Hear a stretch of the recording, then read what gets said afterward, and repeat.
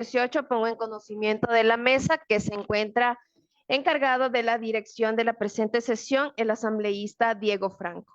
La asambleísta Michelle Mancheno y la asambleísta Valentina Centeno se encuentran conectadas mediante la plataforma Zoom. Muy buenos días, es un verdadero honor acompañarlos hoy desde la presidencia. Quiero primero pedirles disculpas a los invitados por el atraso y también decirles a los miembros de la comisión y a los asambleístas que hoy nos acompañan que se respiran otros aires después de lo que pasó ayer. Yo creo que más allá de nuestras diferencias, eh, podemos demostrar que trabajamos para los ecuatorianos y eso es lo más importante, ecuatorianos y ecuatorianas, ¿sí? Vamos a dar inicio a la sesión número 118 de esta comisión. Vamos a continuar con el tratamiento de ambas económicas urgentes. Señorita secretaria, por favor, informe si se han presentado solicitudes, excusas o notificaciones de ausencia, retraso o principalización de los miembros de esta comisión. Señor presidente, cumplo con informar que se encuentra principalizada la asambleísta Estefanía López por parte del asambleísta Alejandro Lara. De igual manera, pongo en conocimiento de la mesa que han solicitado participar con voz en la presente sesión los siguientes asambleístas. El asambleísta Roque Ordóñez, la asambleísta Natalie Farinango, el asambleísta Jorge Chamba, el asambleísta Luis Fernando Molina, el asambleísta Héctor Rodríguez, la asambleísta Mónica Alemán, la asambleísta Ana Belén Yela, la asambleísta Paola Cabezas, la asambleísta Inés Alarcón, la asambleísta Berta Betsabe Vélez, la asambleísta Silvia Patricia Núñez, el asambleísta Coms Córdoba y el asambleísta Ricardo Patiño. Un gusto tenerlo con nosotros. Señorita secretaria, por favor, constatar el quórum reglamentario para el inicio de la sesión número 118. Señores asambleístas, por favor, registrarse en la curul electrónica para proceder a la constatación del quórum. Gracias.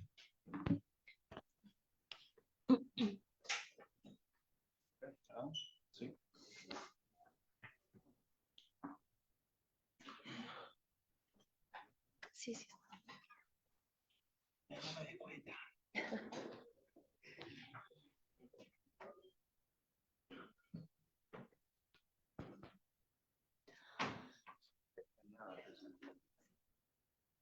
Mientras no rompas el vaso, todo. Ah.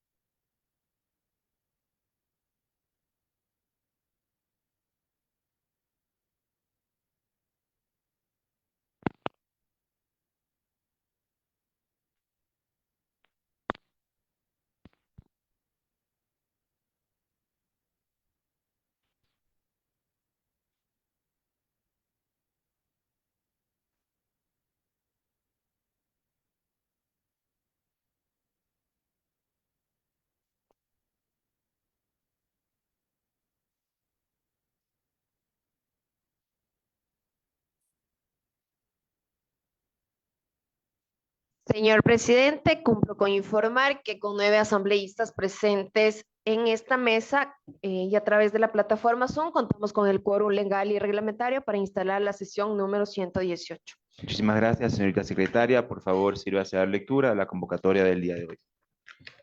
Con su autorización, señor presidente, doy lectura a la convocatoria a la sesión número 118-2025-2027. Por disposición del asambleísta Valentina Centeno Arteaga, presidenta de la Comisión Especializada Permanente de Desarrollo Económico Productivo y la Microempresa, conforme lo dispuesto en los artículos 25, 27, numeral 1, 28 y 129, cuarto inciso de la Ley Orgánica de la Función Legislativa, en concordancia con el numeral 1 y 2 del artículo 9 del Reglamento de las Comisiones Especializadas Permanentes y Ocasionales de la Asamblea Nacional. Por este medio se convoca a las señoras y señores asambleístas a la sesión número 118-2025-2027 a realizarse el jueves 5 de febrero de 2026 a las 11 horas 5 minutos, modalidad presencial en la sala de sesiones de esta comisión, ubicada en el 5º piso a la oriental del Palacio Legislativo en la avenida 6 de diciembre y Piedrahíta, para tratar el siguiente orden del día. dentro del tratamiento del proyecto de ley orgánica reformatorio al Código Orgánico de Organización Territorial, Autonomía y Descentralización para la sostenibilidad y eficacia del gasto de los gobiernos autónomos descentralizados, calificada como urgente en materia económica de conformidad a lo establecido en el artículo 59 de la Ley Orgánica de la Función Legislativa, recibir al doctor Paul Corral Ponce. Y punto 2, dentro del tratamiento del proyecto de ley orgánica para el fortalecimiento de los sectores estratégicos de minería y energía, calificada como urgente en materia económica de conformidad a lo establecido en el artículo 59 de la Ley Orgánica de la Función Legislativa, recibir a la señora María Eulalia Silva, presidenta ejecutiva de la Cámara de Minería. Hasta aquí, señor presidente, la convocatoria. De igual manera, cumplo con informar que no se han registrado en esta secretaría relatora solicitudes de modificación para el cambio del orden del día. Muchísimas gracias. Vamos a dar por iniciada la sesión. Vamos a continuar con el desarrollo. Ya se encuentra con nosotros el doctor Paul Corral Ponce. Muchísimas gracias por estar el día de hoy acá compareciendo ante esta comisión. Usted cuenta con 15 a 20 minutos para comparecer y luego le pedimos que nos acompañe a las preguntas que tengan los asambleístas, tanto de la comisión como también los invitados. Sí, muchísimas gracias, bienvenido. Se le concede el uso de la palabra.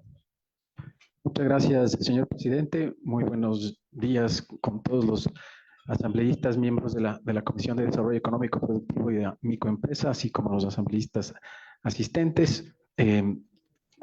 Mi nombre es Paul Corral, soy el director jurídico de la Cámara de Industrias y Producción, y es un gusto para esta entidad poder asistir a esta comisión,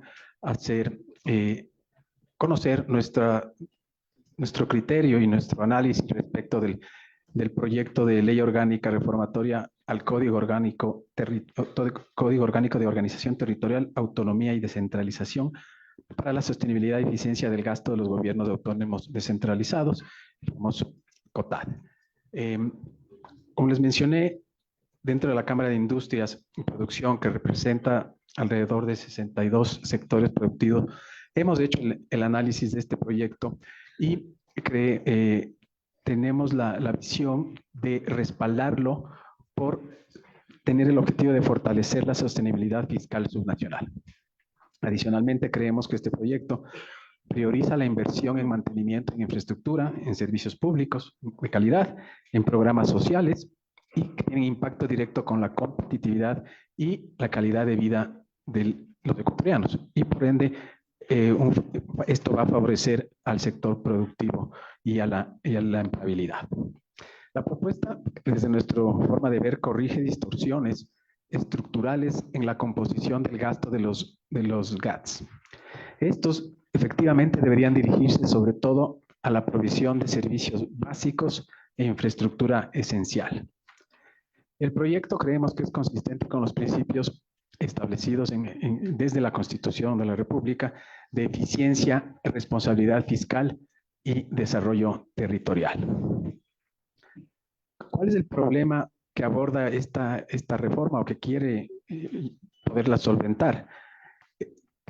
Tenemos ya en la legislación ecuatoriana una norma, una regla fiscal dentro del COTAD, el artículo 198, que me voy a permitir leer rápidamente la parte principal. Menciona el destino de las transferencias. Las transferencias que efectúe el gobierno central a los gobiernos autónomos descentralizados podrán financiar hasta el 30% de gastos permanentes y un mínimo del 70% de gastos no permanentes necesarios para el ejercicio de sus competencias exclusivas con base en la planificación de cada gobierno autónomo descentralizado.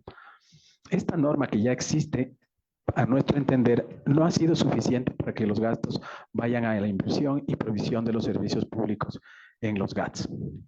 En el año 2024, la inversión en obras y servicios básicos de los GATS representó menos del 39% del presupuesto local, lo que hace que se evidencie una rigidez del gasto corriente y un desplazamiento de inversión hacia gasto administrativo y discrecional por parte de estos organismos. Esta situación entonces limita la provisión de servicios esenciales, como mencionaba al inicio, de agua potable y saneamiento, que está íntimamente vinculada con la salud pública y la productividad local, la infraestructura vial y mantenimiento y una gestión de residuos y movilidad. ¿Cuál creemos que es el aporte del proyecto a la sostenibilidad fiscal y al desarrollo territorial? Primero, en idoneidad. La reforma orienta el gasto hacia una inversión de gastos en inversión y servicios públicos y obligaciones constitucionales que tienen los GATS. Las reglas actuales no han contenido la rigidez del gasto corriente y no existen alternativas menos restrictivas con igual eficacia que se ha demostrado. Y el principio de proporcionalidad también establecido en la Constitución, por lo que no prohíbe gastos y establece límites técnicos e incluye un régimen de transición gradual, un tratamiento diferenciado para las juntas parroquiales y mecanismos claros de control y trazabilidad y rendición de cuentas. Ahora voy a topar un tema que no está específicamente determinado en el proyecto, pero creemos que es importante que se pueda debatir porque está absolutamente relacionado con los GATS. Y es lo que nosotros consideramos que hay una distorsión y un mal uso en el tema de las tasas por parte de algunos de los GATS. Como ustedes conocen, el concepto de la tasa tiene que ser igual a un costo por un servicio. Es decir, nosotros los ciudadanos pagamos una tasa en reciprocidad a un servicio que efectivamente recibimos. ¿Cuáles deben ser las características de este? Una contraprestación directa, como mencionaba, un servicio individualizado y una obligatoriedad condicionada. Pongo el ejemplo de la tasa de limpieza en la ciudad de Quito de basura, que está ligada no efectivamente al servicio o a cuánta basura retiran de mi casa o de mi empresa, sino ligado a un tema de consumo antes de energía y ahora se pretende que sea de agua. Entonces, creemos que es importante que se discuta también, aprovechando la oportunidad de este proyecto, en que no haya esa distorsión y efectivamente a través de la norma se establezca claramente que los municipios tienen que cobrar sus tasas solo respecto a un servicio efectivamente prestado y medible. Creemos entonces que, como se está dando ahorita, podría darse un incumplimiento de las normas del COTAD y del COPLAFID en cuanto a las tasas son presuntivas en lugar de una prestación directa del servicio, como les menciono. Algunos municipios no tienen ni estudios ni costos del servicio, por lo tanto hay unas distorsiones en costos y falta de consistencia en ellos. Finalmente, ¿cuáles son los aportes y comentarios de la Cámara de Industrias al proyecto de ley? Como les mencioné al inicio, la Cámara valora positivamente que la reforma no elimina para nosotros la autonomía de los GAT establecida desde la Constitución, sino más bien fortalece su dimensión material.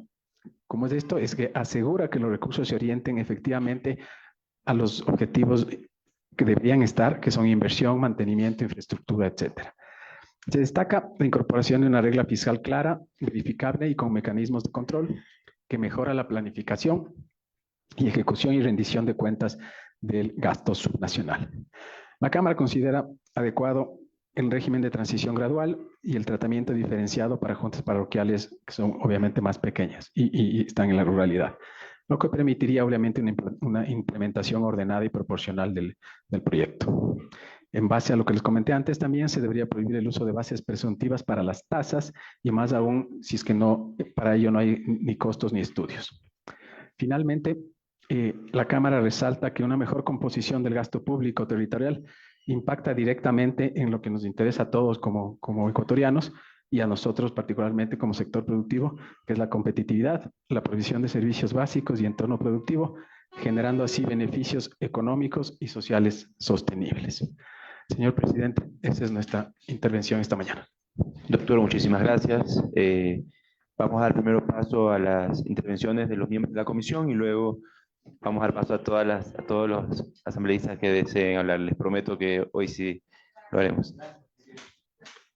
Si alguien de la comisión desea hablar, ¿no?, de los presentes o desde la virtualidad. ¿No? ¿Sí? Se le concede la palabra al asambleísta Salas. Muchas gracias, señor presidente, por otorgarnos el uso de la palabra. Saludar a nuestros colegas asambleístas, medios de comunicación, a quienes nos acompañan, especialmente al doctor Paul Corral, en representación de la Cámara de Industrias y Producción. Felicitar por su exposición. Tenemos algunas interrogantes, doctor. El proyecto de ley atenta potencialmente la autonomía de los GAT y establecería una sanción, en este caso encubierta. Desde su experiencia o experticia, doctor, condicionar la recepción plena de transferencias estatales al cumplimiento de un porcentaje rígido de gastos, 70-30, como lo ha manifestado usted, equivale en la práctica a una tutela del Ejecutivo sobre la decisión presupuestaria local y una sanción financiera que puede afectar derechos y servicios en lo local. Por favor. Muchas gracias, asambleísta. Nosotros tenemos la perspectiva diferente. No creemos que afecta a la autonomía garantizada en la Constitución de los GATS. Por el contrario, lo que hace es que a través de esta fijación o esta determinación de los porcentajes pueda efectivamente llegar esos fondos a los proyectos que efectivamente necesita más la población y cada uno de los ciudadanos en las distintas ciudades. El hecho de establecer porcentajes no creemos nosotros que afecta el normal funcionamiento de los GAT, sino más bien es una guía para poder tener prioridades que la misma Constitución también lo establece en base a las necesidades de la población. Como le digo, no vemos una afectación en la independencia ni en la autonomía de los GAT, sino al contrario, y eso obviamente con todo ese tipo de obras se van a ver favorecidos no solo los ciudadanos directamente beneficiarios, que son los principales beneficiarios, sino también todo el sector productivo y todo lo que está alrededor de esas obras con más empleo, más competitividad y obviamente mejoren la calidad de vida tanto de los ciudadanos como de las empresas también. Muchísimas gracias. No sé si algún otro miembro de la comisión desea uso la palabra, si no pasamos a ceder la palabra a la asambleísta Mónica Alemán. Micrófono, por favor, el micrófono. Un momentito, sí. Ya le lleva un micrófono. O compártanme ahí. Hola, hola. Bueno, gracias, gracias, presidente, encargado. Saludos a todos los colegas asambleístas de la comisión, también a los colegas asambleístas que pertenecen a otras comisiones especializadas. Quiero saludar la presencia del invitado, más bien incluso también me deja más inquietudes con lo que ha expuesto, porque está refiriéndose a los gobiernos autónomos descentralizados, sin embargo, pertenece a una cámara, todos los criterios son válidos, y esa es la primer pedido que yo quiero, presidente, con el debido respeto a esta comisión, que apenas acá se ha llevado, se ha tenido la presencia de 3 comparecientes, de los cuales apenas uno es del cuerpo colegiado, en este caso la representante de las asociaciones de municipalidades del Ecuador, que dice ser la voz de 222 alcaldes del país, que sin embargo he consultado a varios alcaldes y muchos no han sido ni siquiera, han recibido un mensaje de texto de parte de su representante. En ese sentido, es importante, presidente, que para que exista una verdadera deliberación democrática en esta comisión, en el trámite de esta normativa propuesta por el Ejecutivo, y para no caer en lo que ya sucedió en la Ley de Integridad Pública, que fue declarada inconstitucional, también en la de Solidaridad, que por falta de deliberación democrática, una de las razones fueron declaradas inconstitucionales.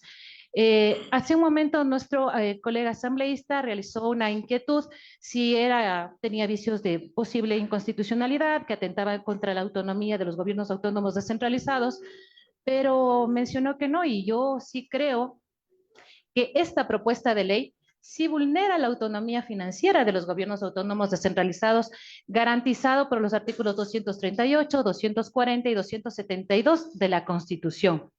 Además, la Corte Constitucional ha sido clara, la autonomía incluye la capacidad de formular, reformar y ejecutar el presupuesto sin tutelas indebidas del nivel central. Entonces, creo que son cosas que hay que analizarlas. Yo creo que en el debate también se puede extender estas también argumentaciones. Quiero consultarle al invitado que nos ha mencionado ciertos datos de preocupación respecto a la aplicación de las tasas en temas que deben ser asignadas a los servicios. ¿En base a qué proyecciones, data, tal vez estudios que usted mantenga, podemos hacer esas aseveraciones para realizar esa propuesta también acá en esta comisión? Sería importante conocer cuál es la data con la que se basan nuestros invitados para venir a realizar la propuesta. Creo que acá sería importante que si esa proyección, datos existen, se pueda compartir a los integrantes de la comisión, así como a los invitados de esta mesa. Presidente, una de las cosas y colegas asambleístas que preocupa realmente a los gobiernos autónomos descentralizados es la aplicabilidad de la norma. Primero porque, claro, ya a pesar que aún no ha sido acogida lo que ha planteado el Ministerio de Economía y Finanzas de reducir la gradualidad de la aplicación de la norma, primero está acá demostrado que esto no es una ley de carácter económico urgente porque la aplicabilidad planteada es apenas en 2027. No caen en cuenta que 2027 es año electoral, estarán con presupuesto prorrogado, es decir, la aplicabilidad será en el 2028. Eso nos da que, en primer lugar, esta norma planteada por el Ejecutivo no es económica y tampoco no es urgente, es uno de los parámetros que está calificada acá para el trámite inmediato y que puede afectar también completamente la aplicación, incluso el tratamiento de esta norma. Colegas asambleístas, una de las cosas también que preocupa es que, sobre todo, la data nos indica, y ayer también la representante de los gobiernos autónomos descentralizados municipales mencionó que con esta ley 41 municipios no podrían aplicar. No, de hecho, caerían en prácticamente, ¿qué será? En el incumplimiento de la regla que se está proponiendo. 41 municipios. No es uno, no es dos, son 41 municipios. ¿Y eso por qué? Quiero consultarle al invitado también. ¿Dependería el cumplimiento de esta regla fiscal con la oportuna asignación de recursos del Ejecutivo? ¿Sí o no? ¿Por qué razón? Porque hay que tener claro que este Ejecutivo, que el Gobierno Nacional, a todos los gobiernos autónomos descentralizados, parroquiales, municipales, provinciales, les adeuda, ya con datos incluso mencionados por la representante de la Asociación de Municipalidades del Ecuador, a ellos $600 millones. A los gobiernos provinciales también es casi el mismo valor de 600, es decir, solo en estos dos niveles de gobierno, más de $1.200 millones que el Ejecutivo adeuda a los gobiernos autónomos descentralizados. Para la aplicación de esta norma, que además está midiendo el nivel de ejecución, pues lógicamente para los temas de inversión van a necesitar que los recursos sean asignados de manera oportuna. Si no hay recursos, pues ¿cómo hacen las obras? ¿Cómo garantizan que los bienes y servicios pues lleguen a la ciudadanía? Nos preocupa además también lo que menciona esta norma del subgrupo 73 y en ellos involucrados el grupo 88, transferencias, donaciones de capital. ¿Se han puesto a pensar o han analizado aquellos convenios de cogestión que realizan los diferentes niveles de gobierno? Juntas parroquiales con gobiernos provinciales, en el caso de vías, por ejemplo, realizan convenios de cogestión. El momento en que colocan este grupo 88, pues será completamente imposible que los gobiernos autónomos descentralizados puedan tener estos convenios de cogestión porque no puedan transferir recursos entre ellos. Adicional, presidente, y hasta ahí terminaría mi intervención. Quiero también hacer mención con algo importante y creo que comencé diciéndolo al inicio. Es importante que las voces de quienes van a ejecutar esta norma se escuchen en esta sala, independiente de cualquier postura política que pudieran tener. Porque claro, el momento que están haciendo la representación en cada una de sus provincias, parroquias, cantones, pues ya están gobernando y dando el servicio para absolutamente todos los ciudadanos, por quien votó y por quien no votó por ellos. Por eso la presencia de las autoridades es importante. Como asambleísta de la provincia de Pichincha, yo quiero hacer eco del pedido realizado por la prefecta de la provincia de Pichincha. El pasado martes 3 ya realizó el pedido para poder ser recibida en esta comisión para dar su criterio y sus aportes necesarios y que sean lógicamente pertinentes escuchados. Querido presidente, yo quiero agradecer también la intervención y ojalá tenga la posibilidad también de poder hacer preguntas en el caso de que sea necesario, pero ahí yo quiero dejar sentada la preocupación que tenemos. Gracias al invitado, espero pueda contestar las dos inquietudes que planteo. Gracias. Antes de darle la palabra al invitado, yo también quiero pedirles algo y dejar claro otro tema. Nosotros como comisión somos muy responsables y tratamos de que siempre la mayoría de las voces sean escuchadas de nuestros invitados. El día de ayer se invitó a la presidenta de AME, lastimosamente pues quizás ustedes no están de acuerdo con lo que ella manifestó, pero se la invitó. Ella es la representante de los municipios del Ecuador. El día de mañana estará invitado el presidente de Congope también, y también se han invitado alcaldes y alcaldesas. Justamente el día de ayer, por temas de tiempo, el alcalde invitado tuvo que salir, pero había un alcalde invitado y habrán otros alcaldes invitados. Voy a revisar junto a la Secretaría el tema de la solicitud que usted menciona. La otra que les quiero pedir, por favor, es que seamos un poquito más concretos en el momento de intervenir. Es lo único. Le damos la palabra al invitado. Por favor, muchas gracias. Muchas gracias, presidente, y muchísimas gracias por la inquietud. En lo que respecta a las inquietudes relativas a mi intervención y al gremio, primero comentar que obviamente la Cámara de Industrias de Producción es un gremio nacional, pertenece a la Federación Nacional de Industrias del Ecuador también y al Comité Empresarial Ecuatoriano, y representamos obviamente los intereses de los empresarios, de las empresas afiliadas, pero también obviamente en beneficio de todos los trabajadores que están dentro de las empresas, y creemos, por lo mencionado, que este proyecto es positivo por todo el dinamismo y que le va a dar en el tema de obras de prioridad para la ciudadanía y también obviamente como intereses del sector gremial. En lo que respecta a los datos, nosotros hemos obtenido, obviamente con el análisis de la Dirección Técnica de la Cámara, pero conforme información del Ministerio de Economía y Finanzas, y procedo a leer la información presupuestaria de los GATS, muestra que la inversión pública promedio en infraestructura y servicios básicos ha mantenido una participación limitada y variable dentro del presupuesto total durante el periodo 2021-2024. En 2021, la inversión representó el 37.80% del presupuesto devengado. En 2022 alcanzó el 45.37, en 2023 se situó en el 43.10 y en el 2024 descendió nuevamente a menos de 40 al 39.24. Entonces, de esta cifra se puede ver cómo se ha manejado el presupuesto de los GATS en el tema de estas inversiones en obra pública, y también obviamente ha sido utilizado en otras actividades que son importantes, por supuesto, pero no de carácter prioritario para la ciudadanía desde nuestro punto de vista. Y en relación a las transferencias del gobierno central a los GATS, bueno, eso no nos compete a nosotros, está claramente establecido cómo se deben hacer. Y como les digo, mal podría yo pronunciarme sobre aquello. Gracias. Muchas gracias. Vamos a hacer la palabra al asambleísta Peña y luego vamos para allá. Luego, ahí. Vamos uno y uno. Buenos días con todos, buenos días al invitado, a nuestros colegas legisladores, a los ecuatorianos que nos ven. A ver, yo más que pregunta, porque yo considero que los proyectos de ley se tienen que leer, y si algo a mí no me parece, tengo que hacer la reforma pertinente. Pero sí quería hacer un comentario, señor presidente.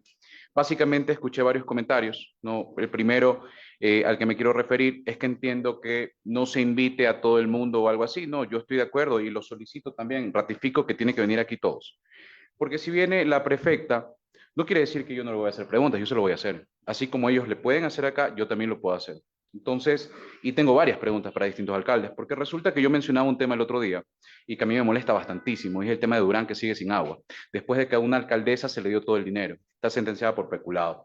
Y es un tema que no me lo contaron, yo lo viví. Entonces, sí creo que es necesario que los municipios tengan reglas estrictas, reglas fiscales, no es intervenir en la autonomía, porque si leemos la Constitución, la autonomía o el concepto jurídico de autonomía no es que puedes hacer lo que te da la gana, tienes que estar alineado a un plan nacional de desarrollo.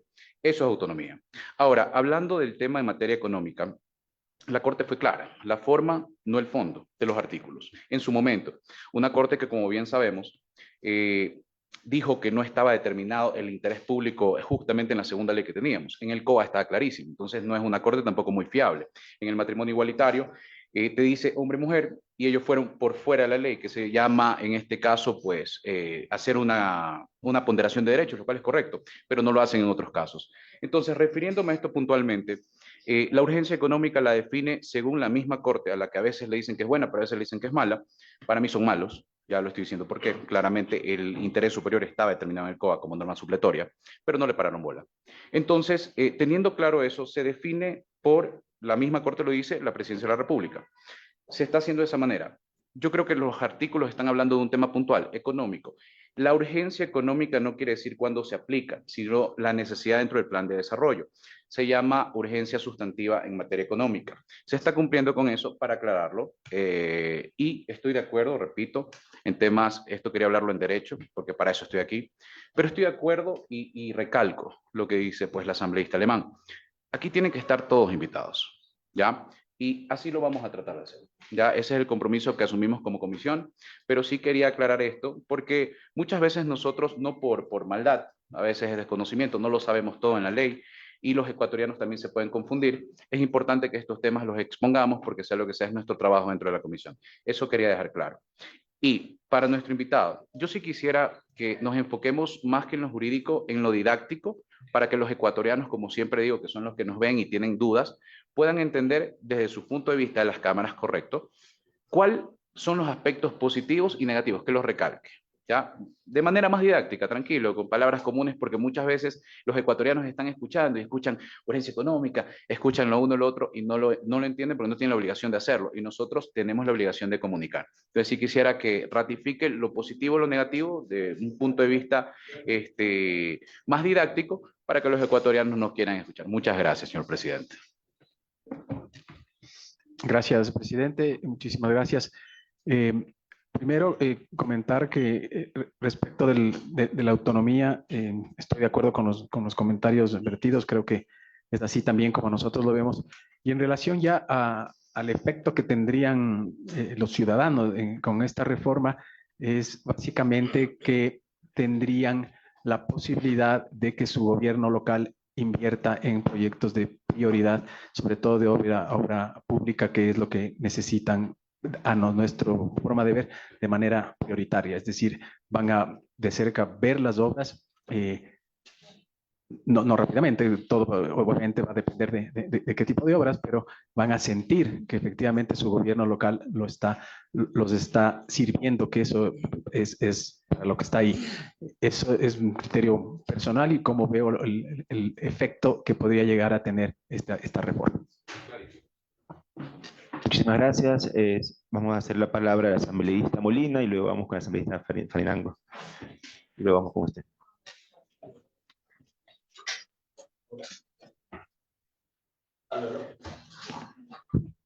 Vamos, Molina, Farinango, Ordóñez, López. Ahí se escucha. Muchas gracias, presidente. Presidente, el día de ayer que estábamos aquí en la sesión de comisión, usted me puso una tarea y creo que la tarea también ayudó el Ministerio de Finanzas. Y me acaba de responder el Ministerio de Finanzas que la deuda de la prefectura de Pichincha asciende a 21 millones de dólares, que hacen un esfuerzo sobrehumano y que pagarán cuando haya recursos. Intuyo que lo mismo le está pasando también a la prefectura de Manabí y lo mismo le está pasando al municipio de Manta.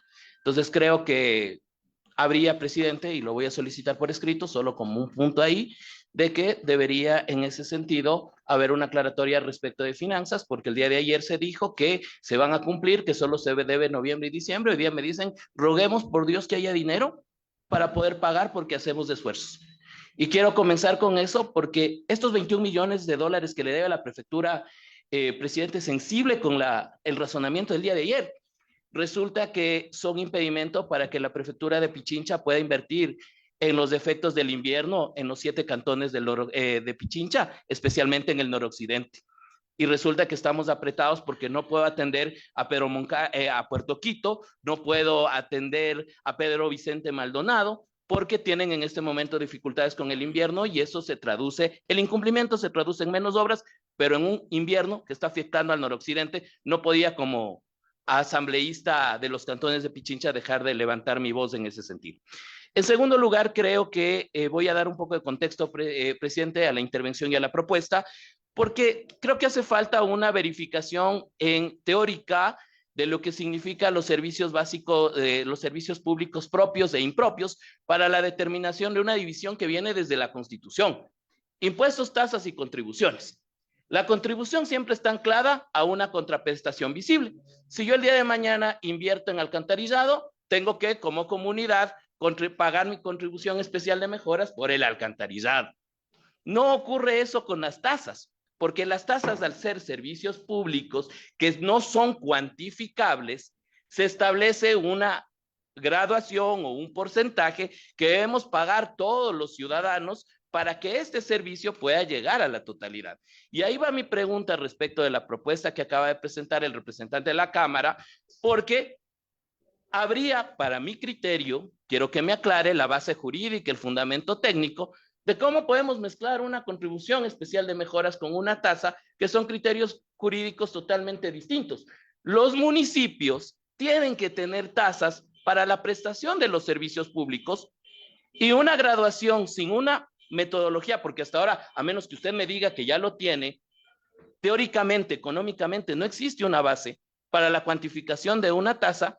Me preocupa que adicionalmente a la regla fiscal se establezca también un mecanismo de graduación inconstitucional, antitécnico, que termine retirándole recursos a los gobiernos autónomos. Porque lo contrario, en la tasa de basura, lo que va a pasar es que como no puedo cuantificar y le voy a trasladar de tasa a contribución, esta graduación lo que va a generar es desatención. En la teoría clásica liberal de la economía, no estamos hablando de neoliberalismo ni de economía social de mercado, estamos hablando de la teoría liberal de la economía. La prestación de los servicios básicos propios, al no ser cuantificables y establecerse a través de tasas, responde a la necesidad de una cobertura al 100%. Quisiera que me ayude con su criterio. Y quiero finalizar mi intervención, señor presidente, porque ahora sí voy a apelar a la parte técnica. Entiendo que su formación es abogado, aparte del representante de la Cámara. Y aquí se ha hablado el tema de cumplimiento de reglas fiscales. El día de ayer hablábamos extra comisión con la asambleísta Rosa Torres. Y una de las preocupaciones que tenía la asambleísta Rosa Torres era prácticamente de cómo se puede cuantificar o cómo se puede establecer una metodología para que los gobiernos autónomos no gasten en fiestas y gasten en lo que significa necesidades básicas insatisfechas. Pero es que aquí tenemos un problema. ¿Cuál es el rol que tiene la Secretaría Nacional de Planificación, que debe determinar o calificar o asesorar también respecto de los planes de ordenamiento territorial y los planes de desarrollo a cada uno de los gobiernos autónomos? ¿Cuál es el rol que tiene el Consejo Nacional de Competencias para ver el modelo de gestión en los temas de tránsito, que estoy totalmente de acuerdo que debe depurarse? Porque hay muchos municipios que le ponen un plan de gestión tipo A, cuando en realidad a duras penas llegan al tipo C.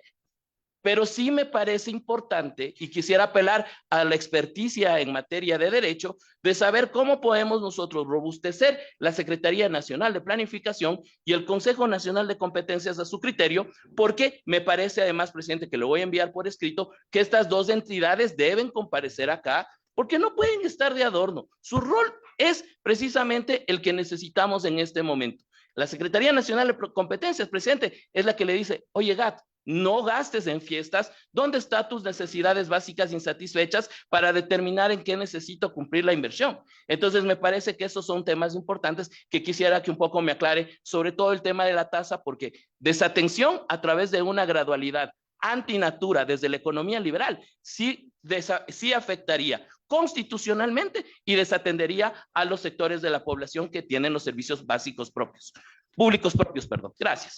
Muchísimas gracias, asambleísta. Solo para informarles que el día de mañana vamos a tener la presencia del Consejo Nacional de Competencias acá, así que están cordialmente invitados, y le pido por favor que todas las sugerencias también nos las haga llegar a la Secretaría de forma escrita. Por escrito, por favor, sí. Nuestro invitado, el doctor, por favor, se le concede el uso de la palabra. Muchas gracias por la inquietud. Efectivamente, hay la división entre los tres conceptos que usted mencionó, pero nosotros consideramos que la tasa debe ser igual al costo de servicio. ¿Qué características debe tener? Primero, una contraprestación directa, un servicio individualizado y tener una obligatoriedad condicionada. Usted mencionó, yo también mencioné el tema de la basura como un ejemplo. Y hay ya estudios, incluso técnicos, y como cámaras hemos traspasado esa información a los municipios y les podemos hacer llegar. Tiene que ser medida, por ejemplo, por peso de la basura. Esa es una contraprestación directa, no de una proporción o un promedio de otro tema o consumo de agua o de energía como estaba antes. Entonces, esa es la distorsión que nosotros vemos y creemos que debe ser la tasa igual a un costo del servicio, y así debe ser cobrada. Y en relación con los organismos mencionados, efectivamente tienen cada uno sus propias competencias, y si es que alguna de estas normas internas puede ser mejorable a través de reformas, y entiendo van a comparecer también mañana, la reforma tiene que aplicar a todos. Obviamente tenemos la jerarquía legal desde Constitución, leyes y normas internas, pero creo que es importante el tener claro el concepto en la ley de sobre qué obras debe tener prioridad los GATS. No creo que una norma de inferior categoría, como puede ser de estos organismos, pueda estar por encima de la ley, por lo que el tener ese limitante creo que es importante para que tanto para las GATS como para estos organismos tengan claro el lineamiento de cómo utilizar los gastos en los municipios. Eso es lo que le puedo mencionar respecto a eso. Muchísimas gracias. Se concede la palabra a la asambleísta Natalia Penango. Gracias, presidente. Buenas tardes, colegas legisladores y a quienes nos acompañan el día de hoy. Bueno, yo quiero iniciar diciendo que a mí sí me parece importante que todos los actores de la sociedad sean partícipes del proceso de la construcción de la ley. Creo que los gobiernos autónomos descentralizados también participan con todos los actores de la sociedad a la hora de ejercer sus competencias, así que yo no le veo mal que esté presente el día de hoy un representante de las cámaras, pero también es pertinente y prudente que se invite, como han dicho nuestros compañeros, y ya ha dicho y ha ratificado el señor presidente encargado de la comisión, que invitará también a otros representantes de los gobiernos autónomos descentralizados. En cuanto a poner una regla fiscal, yo no creo que de ninguna manera se meta con la autonomía. El gobierno central tiene reglas fiscales, los gobiernos locales tienen otras reglas fiscales, y la regla fiscal del 70-30 también ya consta dentro del artículo 198 del COTAD. Me interesa mucho el tema que habían hablado también nuestros colegas legisladores de las tasas. Yo hace algunas semanas, meses, fui parte de un congreso de derecho tributario en donde varios expertos decían precisamente que se habían demandado inconstitucionalidad en las tasas porque se estaban cobrando servicios que no se han prestado.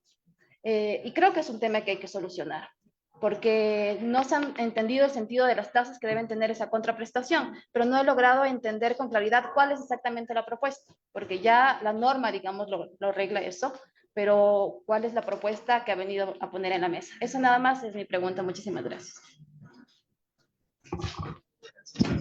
Muchas gracias por los comentarios. Sí, la propuesta sería de que quede claramente establecida en el COTAD que la tasa que va a cobrar el municipio sea igual al costo por el servicio efectivamente prestado. Primero, que haya ese limitante y no haya posibilidad de un tema discrecional en ninguno de los GATS respecto del cobro de la tasa, y que tiene que ser absolutamente objetiva al servicio prestado. Le ponía el ejemplo de la tasa de basura. Una empresa o una persona paga efectivamente por la basura medible por peso que fue recogida. Eso es un tema de yo pago algo por el servicio que efectivamente me están prestando, no relacionado a mi consumo de agua o de electricidad, que no tiene nada que ver con ese servicio.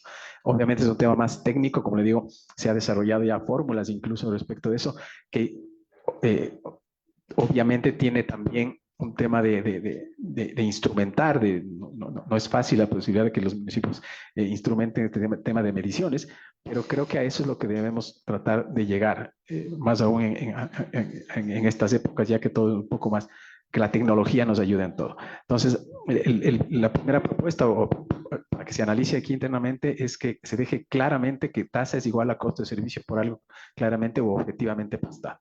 Y allá, como les digo, desde la Cámara podemos hacerle llegar en relación a ese ejemplo de la basura, las fórmulas que se están analizando y que se ha puesto en conocimiento ya al menos del municipio de Quito. Muchas gracias. Le concedo la palabra a la asambleísta Ordóñez.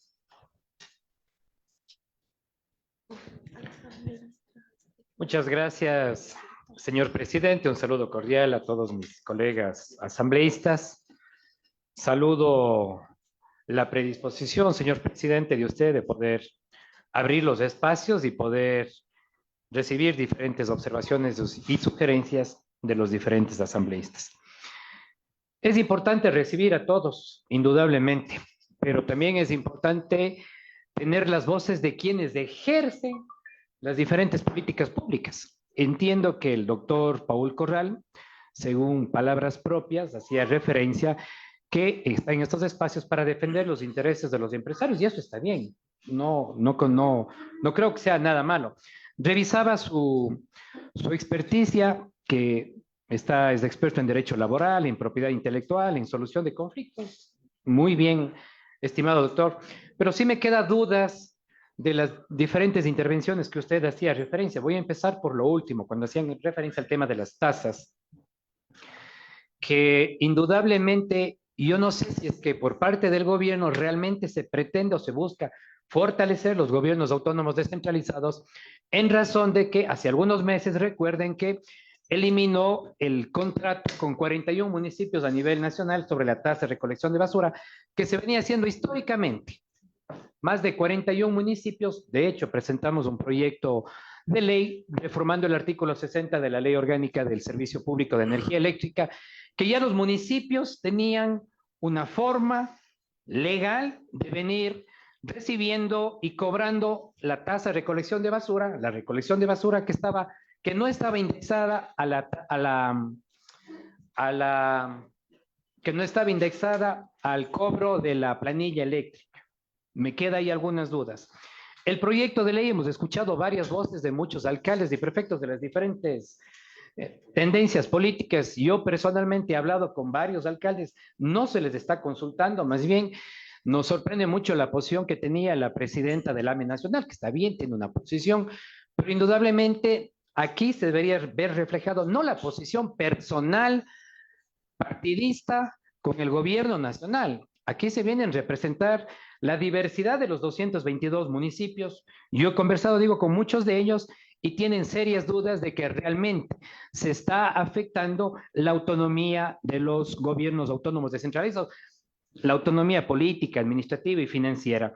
La propia ley, ya lo decía la colega asambleísta, el 192, no solo el 198, establece que los gobiernos autónomos descentralizados participarán y te da las premisas, por ejemplo, te hace referencia el tamaño de la población, las necesidades básicas insatisfechas, el esfuerzo fiscal y administrativo, cumplimiento de las metas del Plan Nacional y de ordenamiento territorial. Es decir, por un lado vemos una narrativa construida por el gobierno, por otro lado vemos la necesidad de los propios alcaldes que en diferentes medios de comunicación les hemos venido dando el seguimiento y claramente se sienten que este proyecto de ley, tal como está concebido, digamos, afectaría profundamente a la autonomía de los gobiernos autónomos descentralizados. Sí creo que hay que buscar un equilibrio, sí es verdad. No creo que debemos ponerles a todos los municipios, no digo alcaldes, a todos los municipios en el mismo saco, en donde veíamos algunos datos, municipios Lago Agrio, Manta, Puerto Viejo, que indudablemente el costo de los eventos deportivos, culturales que tengan, cuando en sus poblaciones, en sus barrios, en sus periferias, la gente no tiene agua potable, no tiene servicios básicos, sí creo que es indudablemente que para eso están los organismos de control, llámese Contraloría General del Estado y los propios consejos municipales que realizan el proceso de fiscalización. Pero vuelvo y repito, con esta ley, lo que pretende el gobierno nacional indudablemente es afectar la autonomía política, administrativa y financiera de los gobiernos locales. Muy puntualmente al representante de las cámaras, no me quedó claro cuando usted hacía referencia, hablando del tema de las tasas, por ejemplo, en el tema de la tasa de recolección, que hacía referencia al tema de los pesos. ¿cómo un municipio pretende cobrarles a sus ciudadanos por el peso de la basura, digamos? No me quedó claro esa inquietud. Gracias. Muchas gracias por los comentarios. Como les mencioné, el tema es más técnico, es una fórmula, la propuesta la podemos hacer llegar, pero es básicamente lo que usted mencionó. De mi entender, y en el ejemplo puesto, el municipio cobraba la tasa de basura en base al consumo de energía eléctrica. Hubo una disposición que ya no podían seguir haciéndola de esa manera, y en el análisis la solución fue no hacerla a través del consumo eléctrico, sino el consumo de agua. Eso es una distorsión, y la fórmula que se estaba proponiendo desde algunos de los gremios es que efectivamente se le cobre a los ciudadanos por el servicio efectivamente prestado, en este caso y en el ejemplo de la recolección de basura, de manera medible, es decir, que cada vez que se recoja la basura se mida exactamente en este caso el sector industrial, sobre todo, de cuánto es en base al peso. Es un tema más técnico, con obviamente un tema de balanzas y demás, pero como les digo, en mi experticia, como usted bien lo pudo revisar en temas laborales y de derecho, se le puede hacer llegar las soluciones de carácter técnico, que creo yo que es a donde debe ir todos los municipios. Muchas gracias. Vamos a dar paso a 3 preguntas más. Vamos a darle paso primero al asambleísta López, que es miembro de la comisión, y luego con Berta y luego con Chamba. Ya, ahí terminamos. Gracias, señor presidente. Muy buenos días con todos los presentes. Doctor Paul Corral nos mencionaba que menos del 39% del gasto local fue utilizado en obras. Entonces, en esto, dado que el propio COTAC ya establece límites del gasto permanente, ¿no considera que esta reforma más bien viene a corregir estos vacíos de control y trazabilidad que han permitido interpretaciones flexibles y que resultan desiguales entre los diferentes municipios? Gracias por la inquietud. Sí, efectivamente, como mencioné, creo que, o al menos el análisis que hemos hecho desde el sector gremial, es que esto sería positivo, ya que sí se están dando distorsiones y no cumplimiento efectivo de estos porcentajes, y con una norma que lo establezca claramente, creo que es importante que se establezca así, que no tengan que sea subjetivo el uso. Y además del control está ya establecido, como mencionó el asambleísta también, desde la misma Contraloría, auditorías internas de cada institución, y entiendo en el proyecto también se está estableciendo algún tipo de informe del uso de los gastos de la parte de los municipios. Entonces, sí, efectivamente creo que, y es como inicié la exposición, creo que es positivo para el debido control y sobre todo la priorización de los gastos en obra pública, que obviamente va a desencadenar en aspectos positivos también para las empresas, que pueda haber más contratación, para los trabajadores de las empresas, que pueda haber más empleabilidad, y todo eso dinamiza la economía, y obviamente ese es el interés de nuestro sector. Muchas gracias. Vamos a hacer la palabra a la asambleísta Berta Vélez.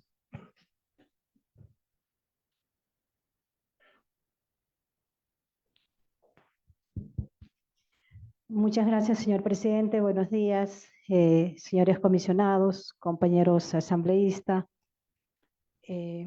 invitado especial, doctor Paul Corral, representante de las cámaras. Bueno, sobre sus aportes, sí hay algunas preocupaciones, algunos compañeros ya lo han manifestado dentro de la norma, dentro de la ley. Dentro de su exposición usted decía que hablaba sobre la baja ejecución de los diferentes niveles, de los diferentes gobiernos autónomos descentralizados, Consejo Provincial, Alcaldía, juntas parroquiales, que han tenido en los últimos años. Pero es importante saber entender y tener los criterios claros y las lecturas sobre la ejecución presupuestaria, porque desde el 22-23, los diferentes gobiernos autónomos descentralizados no han recibido sus asignaciones a tiempo. Y esto ha estropeado su PDOT, donde tienen la planificación, el plan de desarrollo y ordenamiento territorial. Y nosotros no podemos hacer contratación de inversión si no tenemos los recursos.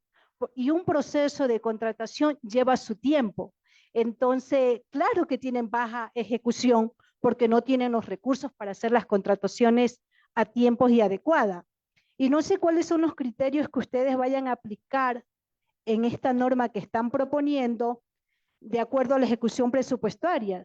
Todos los GAT no cumplen y no han podido ejecutar debidamente y oportunamente sus recursos porque el gobierno central les adeuda. Entonces, aquí salta una preocupación porque si van a hacer un criterio, la medición sobre la ejecución para asignarles los nuevos recursos, los municipios y las juntas parroquiales van a desaparecer, no van a poder sostener porque no les llegó a tiempo y no pudieron hacer los contratos y su ejecución es baja porque no tuvieron los recursos para ejecutar. Muchas gracias. Muchas gracias por la consulta.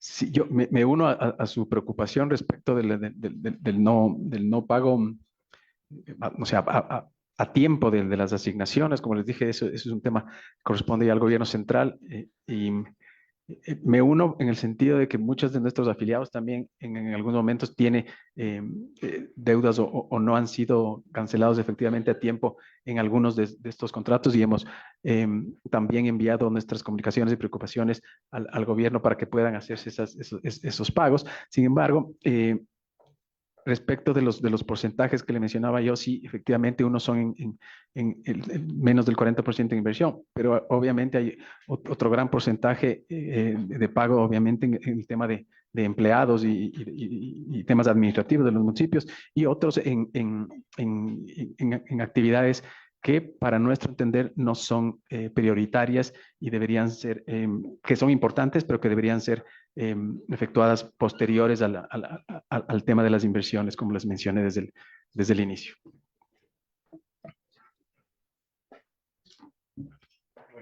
Vamos a cerrar la ronda de preguntas con el asambleísta Chamba. Gracias, señor presidente. Buenos días. Buenos días con todos los colegas que conforman esta Comisión de Desarrollo Económico. Agradecer la comparecencia del doctor Raúl Corral Ponce, representante de las cámaras. Yo más que preguntas tengo varios comentarios que he recogido de cada uno de los colegas asambleístas y que me parecen de mucho beneficio para sacar un producto bueno de este proyecto que estamos llevando a cabo. Primero, quiero responder algo que decía el colega que me antecedió en la palabra con relación al peso de la basura. Yo soy de Guayaquil y la basura que se recoge en la ciudad de Guayaquil se la pesa en unas básculas tremendas. Yo vengo laborando en el municipio de Guayaquil de la época del primer alcalde que tuvo el social cristianismo, que fue el ingeniero León Flores Cordero Rivadeneira. Él fue el creador del botadero de la basura de las iguanas, ya de una manera tecnificada. Y fue el primero que contrató este servicio privado de recolección de la basura, que en su inicio fue excelente, pero hoy por hoy han perdido el rumbo. ¿Por qué? Porque yo fui uno de los que presenté una denuncia por peculado, precisamente por los casos de sinvergüencería que se daban en el peso de la basura. El Ministerio de Ambiente hace un seguimiento hace aproximadamente 2 años y detecta que las volquetas que pertenecen a esta empresa, en ese entonces Bachacnoc, hoy Consorcio Urbaceo, recogen lodo de la basura, lo pasan por la báscula para luego mezclarlo con la basura. Testimonios que tengo yo presentados mediante la denuncia que hice en la Fiscalía y en la Contraloría General del Estado, que luego en su peso se multiplica por 3 y por 4. Dinero que pagamos los guayaquileños. Ese proceso legal está en marcha. Y algo que me sorprendió también, escuchar a varios colegas y a varios alcaldes, que el 30% del presupuesto total que le entrega el Estado a los municipios, el 30% va en obra pública y el 70% a sueldos y gastos corrientes. ¿Qué significa esto? Que tienen exceso de personal y que tienen exceso de gastos. Y se ha demostrado en qué.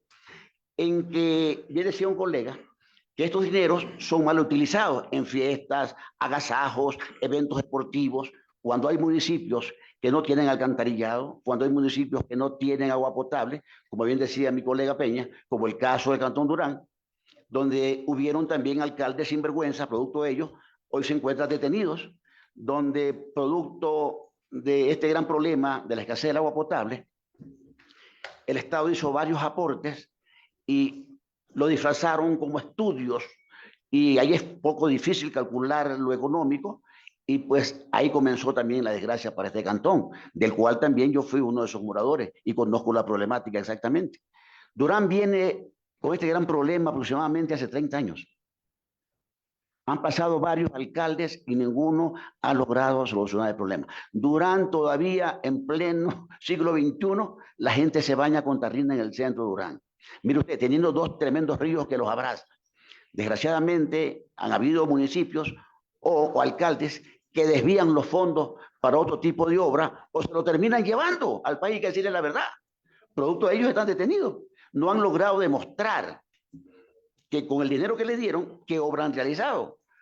No aparecen los estudios y no aparece la obra. Entonces, aquí yo creo que sí hay un problema, señor presidente, que alguien debe normar, ¿verdad? Que debe hacer a la inversa, que el 70% debe utilizarse para la obra pública que necesitan cada uno de los municipios y el 30% de los sueldos de gasto corriente.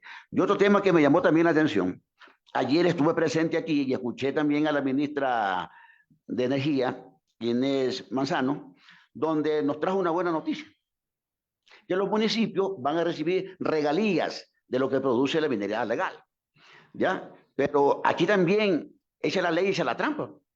Vamos a ver quién va a normar estos dineros que van a ingresar como regalía a cada uno de los municipios. Yo creo que aquí debe haber un ente regulador para que no se vuelvan a suscitar estos grandes problemas, que resulta que el dinero llega a los municipios, desvían los fondos, no hacen la obra, no aparece la obra y no aparece la plata.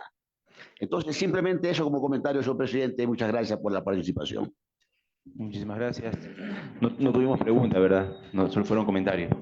Bueno, muchísimas gracias. Quiero agradecerle a nuestro invitado, al doctor, por pues, su exposición y luego también por responder cada una de las interrogantes que tuvimos, o que tuvieron los asambleístas de esta comisión y los invitados. Muchísimas gracias por estar acá. Vamos a dar paso a nuestra siguiente invitada.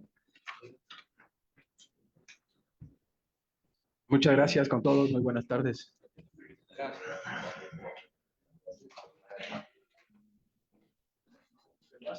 Sí, eso es bueno.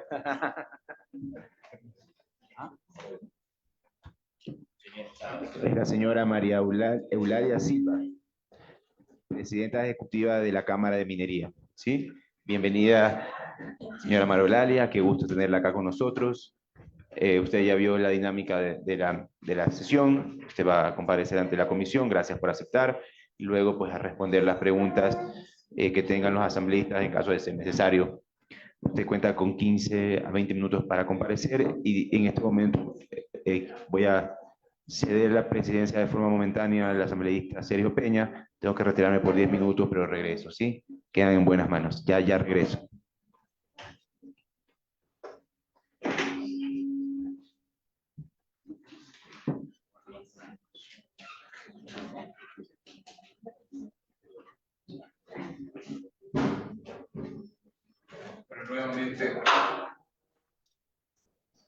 Nuevamente agradecerles a las invitadas por aceptar nuestra invitación, a los asambleístas presentes también, agradecerles por el respeto con el que se ha manejado esta sesión. Y bueno, efectivamente vamos a arrancar con esta ponencia de parte de ustedes y posteriormente vamos a estar con una rueda de preguntas para que podamos contestar a los asambleístas invitados y parte de la comisión. Bueno, tiene la palabra por 20 minutos. Muchas gracias. Muchas gracias, asambleísta Peña. Señores y señoras asambleístas, muy buenos días. Reciban un cordial saludo por parte de la Cámara de Minería del Ecuador. Celebramos la apertura, agradecemos esta oportunidad. Creemos profundamente en el diálogo como la base del ejercicio democrático y la base del proceso el proceso legislativo. La minería, señor presidente, señores asambleístas, es una fuente de progreso sostenible en el mundo. En muchos países no se llama minería, se llama industria de desarrollo. La minería viene concomitantemente con el desarrollo de otras industrias, portuaria, carreteras, generación eléctrica, y así es como tenemos que verla ahora. Es una fuente de empleo formal y es absolutamente opuesta a la extracción ilícita de minerales que hoy está arrasando nuestro país y también nuestra región. La minería industrial arrancó operaciones hace poco más de 6 años y ha sido una fuente importante de ingresos, ha sido un gran pagador de impuestos. De hecho, hoy esas producciones mineras representan alrededor del 4% del PIB. Observamos que la propuesta plantea elementos orientados a fortalecer la institucionalidad, promover la exploración minera y ordenar los procedimientos aplicables al sector. Consideramos positivo que se apunte a generar mayor claridad normativa y seguridad jurídica, que son elementos absolutamente fundamentales para que pueda llegar efectivamente la inversión que queremos para el desarrollo de esta actividad estratégica en el país. Valoramos también toda iniciativa que apunte a mejorar las condiciones para el desarrollo del sector, siempre que éstas contribuyan al bienestar de los ecuatorianos, la generación formal de empleo, a la inversión responsable y al crecimiento económico del país. En este contexto, la Cámara de Minería del Ecuador ratifica su disposición de aportar con criterios técnicos a la construcción de la normativa. Y en este momento, señor presidente, me permito ceder la palabra a la doctora María Amparo Albán. Ella es abogada especializada en Derecho Minero y también catedrática en Derecho Minero, si me permite. Por favor. Perdón, Derecho Ambiental, ya le cambié. Está bien. Buenos días, muchas gracias. Asambleísta Peña, un gusto con todos los asambleístas presentes. Los sistemas jurídicos no son estáticos y eso ustedes lo viven diariamente. Sin embargo, nosotros estamos aquí frente a una actividad muy nueva para el país. La minería industrial tiene unos pocos años y la norma también. La norma fue aprobada en el 2010 y tiene unos pocos años de vigencia. En este tiempo ha servido para que se pruebe qué funciona y qué no funciona dentro de este marco regulatorio sectorial. En estas pruebas de qué funciona y no funciona, se ha visto la necesidad de mejorar el marco normativo sobre la exploración. Y entendemos que esta reforma que se está planteando lo que quiere es consolidar los periodos para dar una mayor previsibilidad al tiempo que se demora la exploración. Sin exploración, no se llegan los proyectos a consolidar en extracción de minerales, no se pagan impuestos, regalías y no hay producción, con lo cual el foco de cualquier norma minera tiene que ser mejorar el marco que regula la exploración y entendemos que la unificación de estos periodos es lo que pretende, por lo cual parece adecuado que esto sea así. Inclusive otras legislaciones tienen marcos más amplios sobre exploración y algunas no tienen límite a la exploración. La exploración a veces tiene 30 años y otras no tienen siquiera límite porque se entiende, y esto es nuevo para el Ecuador, que la exploración es una inversión a riesgo a ver si se encuentra algo en una zona geológica apropiada, pero como me explicaba la primera vez que hablé con un geólogo fuera del país sobre esto, es como pinchar con un alfiler a un elefante hasta que uno dé con el mineral. Es decir, las probabilidades de dar con el mineral son bajísimas, por lo cual se requieren lapsos amplios de inversión en exploración y en estas actividades, por lo cual es importante que haya una mejora en esa condición regulatoria. Sobre el tema que quizás ha suscitado comentarios a nivel público, a nivel ambiental, ¿no? Que esta norma pretende reducir los estándares ambientales. Como abogada especializada más de 25 años en derecho ambiental, no veo que eso sea así. Esta norma lo que está haciendo es uniformando el léxico, porque el COA se refiere como suceden a nivel internacional autorizaciones y permisos ambientales. Ese es el genérico. De ahí nuestra legislación ha regulado en licencia ambiental y en registro. Antes teníamos licencia, registro y certificado. Hoy hemos solo consolidado estos dos de acuerdo al impacto ambiental. Proyectos de mayor impacto ambiental requieren obligatoriamente licencia, proyectos de menor impacto ambiental, registro en cualquier industria, y la minera industrial requiere siempre licencia, porque el impacto es alto. Entonces, no vemos en realidad que vaya a haber una disminución de estándares. Yo he hablado con mis colegas de organizaciones ambientalistas, les veo agitados, pero les explico en realidad, obviamente, esto tendrá que dar unas reformas, unas actualizaciones de reglamento, pero como está dado el sistema normativo a nivel ambiental, es muy difícil aminorar el estándar. Lo que sí es importante es aprovechar estas oportunidades de reflexión normativa para mejorar los marcos de control y fiscalización ambiental. Y ese es un tema amplio que no atiende a esta comparecencia, pero sí creo que es un ejercicio para fortalecer la norma que tenemos hoy en día, que a cuenta de reforma tras reforma tras reforma se ha vuelto muy difícil de ejecutar y representa una carga administrativa muy grande para el Ministerio del Ambiente hoy, Ministerio de Energía y Minas, y lo mismo también en otra materia, en materia minera, con lo cual sí es importante en algún momento hacer un ejercicio de depuración normativa para consolidar los marcos que no represente para la autoridad una carga administrativa tan grande, que requiere equipos inmensos para hacer seguimiento solo del cumplimiento de la norma, para autorizar, no permisos, para autorizar reportes, informes. Todo eso requiere hoy en día autorización y representa una carga enorme que no tiene sentido. Los informes no requieren ser aprobados y eso demanda personal que no tiene, lamentablemente, el ministerio, porque todos sabemos cómo son las condiciones hoy en día. Es importante también que se consoliden y se explique mejor el sentido de las etapas y fases mineras. Sobre eso ha habido mucha confusión, inclusive otras leyes recogen ciertos errores, y esto que tiene hoy el proyecto de ley se refiere a lo que pasaba, que se confundían algunos términos como etapas y fases, y eso es necesario uniformar para que no haya mala interpretación, y a la propia Corte Constitucional ha caído en errores de interpretación porque la materia minera es nueva, ¿no? Entonces es aconsejable mejorar, simplificar y uniformar la nomenclatura que tiene la norma hoy día. Sobre esta propuesta que es nueva, y lo veo con novedad, de generar clústeres mineros, creo que existe una oportunidad. Y aquí me voy a referir a lo que mencionaban hace un momento sobre los GATS. Y yo creo que esta es una oportunidad de ayudar a la planificación regional, ayudar a la planificación en territorio, tanto a nivel municipal como a nivel provincial, a definir vocaciones de desarrollo. Si en esas provincias hay minerales y van a haber proyectos, es importante planificar.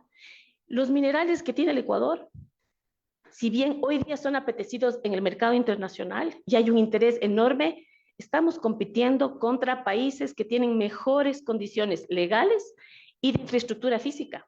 Entonces, es importante para aquellos inversionistas que se interesen y se van a interesar por Ecuador, darles un marco de infraestructura adecuado, y no tiene que correr por parte del Estado esa inversión. Hoy en día, los multilaterales, incluso a nivel de inversión privada, existen las facilidades para invertir en infraestructura portuaria, vial, energética, y mejoras de las condiciones de servicios a nivel de localidades donde se asientan los proyectos, y esto demanda un ejercicio de planificación. Entonces, vemos con novedad, con sorpresa y agrado en realidad, que se pueda ayudar a los municipios y consejos provinciales a planificar su vocación productiva respecto a los proyectos mineros, a generar y consolidar infraestructura en una zona apropiada que sirvan el propósito, que los proyectos sirvan, como mencionaba María Eulalia, estos propósitos de ejes de desarrollo regional, y no solo un proyecto específico que extrae recursos y le paga al Estado, sino que genere un encadenamiento productivo y de infraestructura. Si se genera una mejor infraestructura en transporte, se facilita el comercio de víveres, la producción agrícola y una serie de servicios, inclusive turísticos en ciertas zonas, como puede ser un tren en la provincia de Imbabura, que esto es una de las cosas que se ha conversado. Entonces, este es un punto que yo quisiera dejarles con una nota de positivismo, y yo creo que hay más cosas ahí, para no demorar mucho, que deben ser tomadas en cuenta de este proyecto. Seguro que este ejercicio de discusión podrá estar abierto a nuevos comentarios, pero vemos que es un punto de partida. La norma necesita actualizarse. La norma minera salió a la luz en este país en un momento económico, social, cultural y ambiental distinto. Necesitamos actualizarla. Ya hemos probado el marco, necesitamos corregirlo, adaptarlo. Y sobre todo en materia ambiental minera, necesitamos innovar. Hoy en día el Estado ecuatoriano no tiene capacidad de control y fiscalización ambiental porque hay un diseño normativo que le sobrecarga y recarga de atribuciones y competencias que no tiene tiempo ni facultad de cumplir. Como les decía en la última reforma, tiene que aprobarse los reportes semestrales, trimestrales de cumplimiento del plan de manejo. Esa es una tarea que debe ser automática. Entonces, hay cosas que mejorar en infraestructura normativa, pero sobre todo innovar. La inteligencia artificial hoy en día puede ayudarnos a mejorar procesos de autorizaciones para que no demanden recursos físicos y personal que esté revisando 50, 60, 80, hasta 500 páginas diarias de estudios. Eso todo puede ser automatizado. Hay la necesidad de darle esa facilidad al Estado, que innove los procesos de aprobación y de control para que los recursos del Estado se centren donde debemos ponerlos, que es en la fiscalización ambiental, en ir a los proyectos y a cada localidad a ver si se cumple la norma, y quien no cumple la norma tenga la sanción, se suspenda temporal o definitivamente su permiso ambiental. Entonces, hay una oportunidad de mejorar la infraestructura con este proyecto, y creo que pueden surgir muchas ideas. Y sobre el rol de los municipios, que hace mención lo que decía asambleísta Chamba, sí van a recibir recursos y tenemos que ayudar a los municipios a planificar cómo invertir y sobre todo cómo van a tener esa capacidad de transparentar los gastos. La minería tiene a nivel internacional una estrategia que se llama EITI, Estrategia para la Transparencia de los Recursos Extractivos. Es un estándar internacional. El Viceministerio de Minas es miembro, pero estamos tarde en capacitar a los GATS sobre cómo reportar los gastos. Esto es toda una plataforma global. Esto es un estándar que los inversionistas piden porque quieren saber qué sucede, y obviamente que los ciudadanos demandan. Hay ONGs especializadas en transparencia y democracia que están promoviendo este estándar. Entonces, también hay oportunidad de mejorar las capacidades de gobernanza de los municipios y consejos provinciales y también parroquiales que van a recibir. Los proyectos mineros generan recursos que se les dan a las comunidades dentro de sus planes de manejo social y ambiental, pero también estos recursos son grandes, en los proyectos grandes, a los municipios y consejos provinciales. Y hay una oportunidad ahí de descargar esa inversión que tiene que hacer el Estado para que sean estos organismos con una planificación anticipada y una transparencia, que existe el estándar, que puedan hacer las inversiones en infraestructura para que permitan a los proyectos tener viabilidad. El Ecuador tiene capacidad de salir adelante con inversión internacional.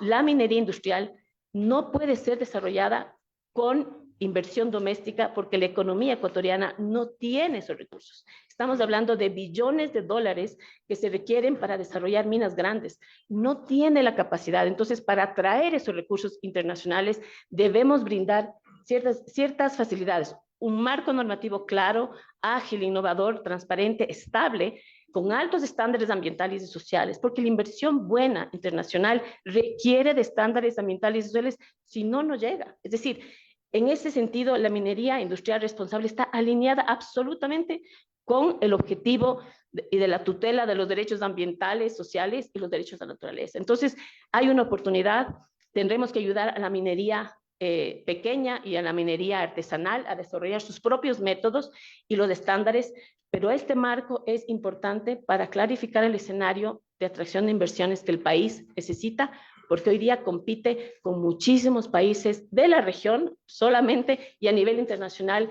que tienen mejores condiciones y que nosotros debemos también igualarlas. Muchas gracias.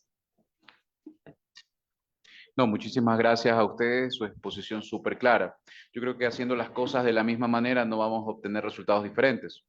Y si los recursos como tal en este momento no se aprovechan de manera responsable, técnica, por la minería legal, la que factura, la que genera empleo. Los mineros ilegales son los que van a seguir ganando este espacio. Bueno, vamos a abrir entonces la mesa para las preguntas correspondientes. Arrancamos con los miembros de la comisión y posteriormente con los asambleístas invitados. En la virtualidad nadie pidió la palabra. ¿Alguno de los asambleístas de la mesa quiere hacer sus preguntas? Ya. Pero de la mesa primero, ¿ninguno? Ya. Tiene la palabra la asambleísta Estefanía López. Muy buenas tardes. Yo quiero enfocarme en un tema en la parte ambiental. En esta parte yo quiero preguntar cómo es que se evalúa la efectividad de los controles ambientales en fases tempranas de estos proyectos frente a cómo se evalúa la efectividad en una etapa ya de mayor impacto ambiental como tal. Específicamente en la industria minera. Bueno, el marco normativo tiene que establecer los estándares mínimos, ¿no? Y esos estándares mínimos se basan en un estudio técnico científico, que es el estudio de impacto ambiental, que es el requisito para obtener la licencia ambiental. Dentro de ese estudio de impacto ambiental está lo que se llama una línea base, que es un estudio científico de cómo son las condiciones bióticas y abióticas del sitio donde se va a implementar un proyecto. Cuánta biodiversidad hay, qué tipo de especies, cómo son los servicios ambientales, cómo está el agua, cuál es la calidad de ese recurso, la tierra, el aire, etcétera. Todo esto se recoge en parámetros que están estandarizados a nivel internacional. Y ahí se establece lo que se llama el plan de manejo. Entonces se dice, a ver, señor, usted va a causar estos impactos, porque la minería, como muchas ideas, causan impactos, pero tiene que manejarlos y mitigarlos de esta manera. Entonces, la norma establece los límites máximos permisibles de contaminación ambiental en recursos de agua, aire, suelo y los criterios de manejo de biodiversidad para que una actividad no impacte tampoco en los servicios ambientales y la biodiversidad. Todo eso se recoge en un estudio de impacto ambiental que es la norma a la que se autoobliga quien tiene una licencia ambiental. Entonces, tiene el piso, que es la norma ambiental, el estudio de impacto ambiental, donde están estos criterios, y algunas, las que reciben inversión internacional, aparte tienen los estándares internacionales, por ejemplo, los de EFC y otros, que hay muchos, ¿no? Que son sectorizados, estándares sobre temas sociales, sobre temas de mujeres, sobre comercio justo, sobre especies, sobre aves, es decir, hay muchísimos estándares adicionales que los proyectos se autoimponen. Entonces, ¿dónde se detecta el cumplimiento de los estándares? En los informes trimestrales o semestrales que está obligado por la autorización ambiental a remitir. Y obviamente también cuando la autoridad ambiental hace las inspecciones, que tiene la atribución de hacer una inspección en cualquier momento en base a la información que le es remitida a la autoridad semestral o trimestralmente de acuerdo a su permiso. Entonces hay mucha oportunidad, por eso el énfasis debe estar en hacer el control ambiental, la fiscalización, y no tanto en el obtener el permiso, que está bien, que el estándar está ahí, pero que gasta muchos recursos y que no se fiscaliza donde se debe. Bueno, muchísimas gracias. Continuamos con las preguntas. Primero los miembros de la comisión. Tiene la palabra el asambleísta Alex, en este caso, para que pueda hacer su pregunta. Sí, bueno, buenas tardes con todos los colegas. Muy grave y enriquecedora su comparecencia.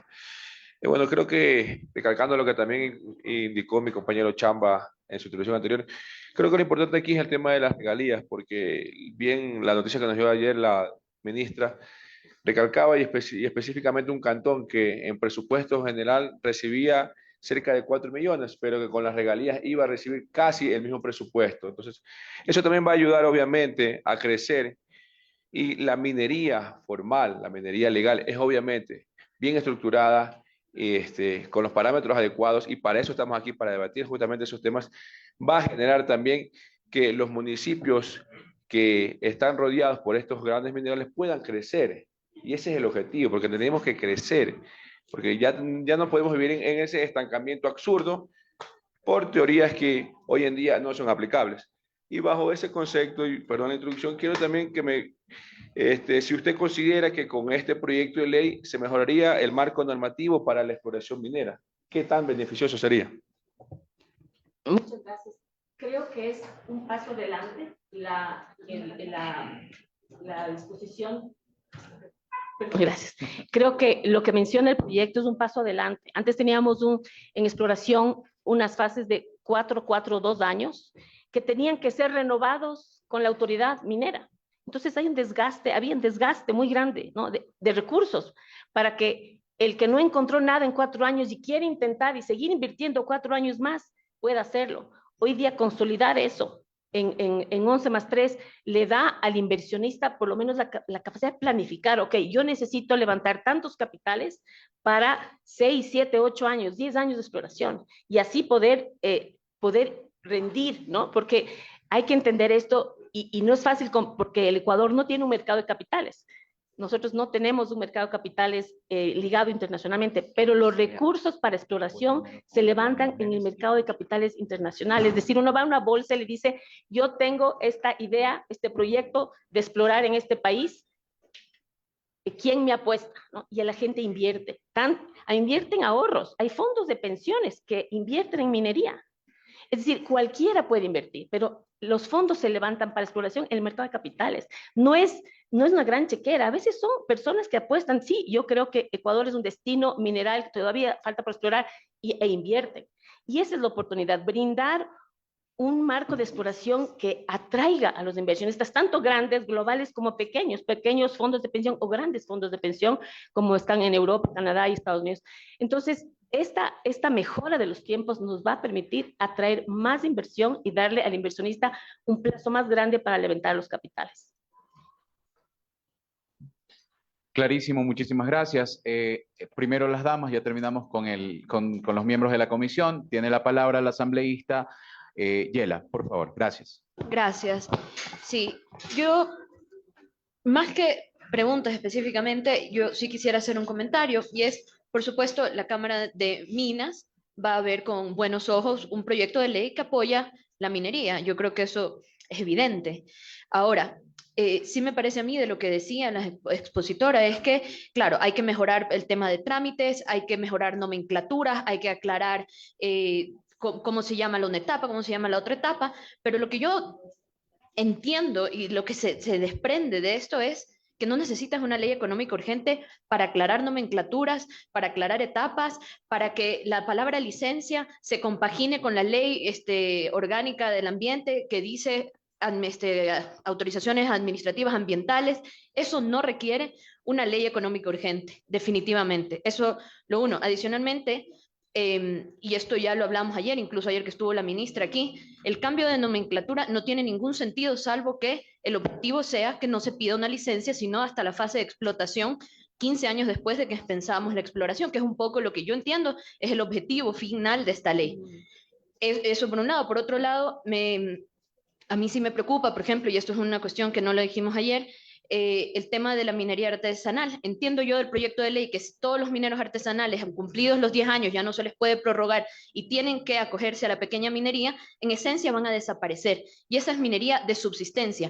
¿Que hay seguramente minería ilegal? Sí, pero eso requiere mayores controles del Estado. No necesariamente elimino la minería artesanal como un mecanismo de deshacerme de la minería ilegal, porque entonces lo que estoy entendiendo yo es, no tengo capacidad de hacer el control estatal, entonces simplemente desaparezco la industria que es de subsistencia. Y está en los considerandos, en la explicación de motivos de esta ley, que básicamente como no le representa regalías al Estado, no le representa al Estado, entonces un poco, ¿qué hacemos con esta industria? Básicamente todo el mundo tendría que acogerse a la pequeña minería, y como ya lo decía mi compañera Verónica Íñiguez, esa pequeña minería va a requerir capital que no lo tiene el que usa la minería para subsistir nada más.